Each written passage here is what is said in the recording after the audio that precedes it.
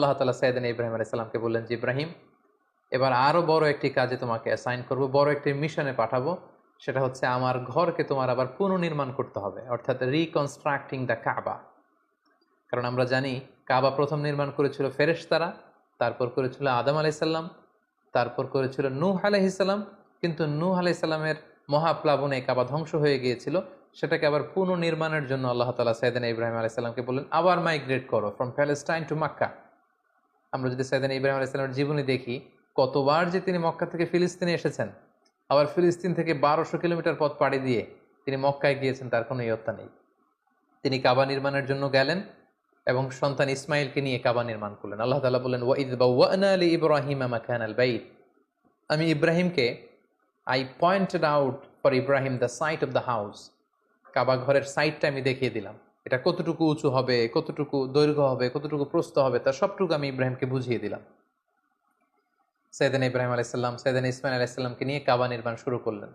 ছোট্ট ছেলে ইসমাইল পাথর কেটে এনে বাবার কাছে দেয়। বাবা ইব্রাহিম আলাইহিস সালাম রাজমিস্ত্রির ভূমিকায় অবতীর্ণ হলেন।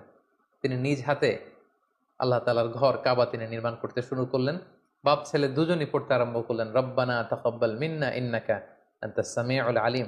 হে আল্লাহ, আপনি আমাদের পক্ষ থেকে এই ইফোর্ট, এই ডেডিকেশনকে, এই কাজকে আপনি কবুল করে নেবেন। এবং আল্লাহ তাআলা বললেন যে, ওয়াইদ জাআলনাল বাইতা মাসাবাতান লিন-নাসি ওয়া আমনা। আমি এই কাবা ঘরকে, ইব্রাহিম ইসমাইলের পদধূলি ধন্য এই কাবা ঘরকে গোটা বিশ্বের মানুষের মিলন কেন্দ্র বানালাম। যেটা আমরা হজ উমরার সময় দেখি, more than 2 million Muslims they gather together in কাবা।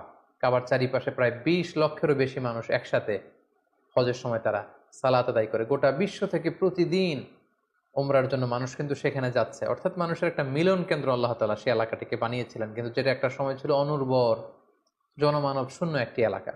এবং আল্লাহ তাআলা আমাদেরকে আদেশ করলেন, ওয়াত্তাখিযু মিন মাকামি ইব্রাহিমা মুসাল্লা। তোমরা ইব্রাহিমের দাঁড়ানোর জায়গাকে সালাতের জায়গা বানাও। অর্থাৎ যেই পাথরের উপর দাঁড়িয়ে সাইয়েদনা ইব্রাহিম আলাইহিস সালাম কাবাকে রিকনস্ট্রাক্ট করেছেন, আজ পর্যন্ত এই 2500-3000 বছর পরেও সেই পাথরটি আজও সংরক্ষিত আছে।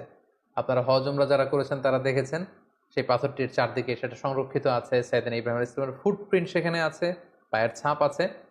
এবং সেটাকে সামনে রেখে টু দ্য ডাইরেকশন অফ কাবা সালাত পড়াকে আল্লাহ তাআলা আমাদের জন্য অবধারিত করেছেন, তিনি আমাদেরকে আদেশ করেছেন।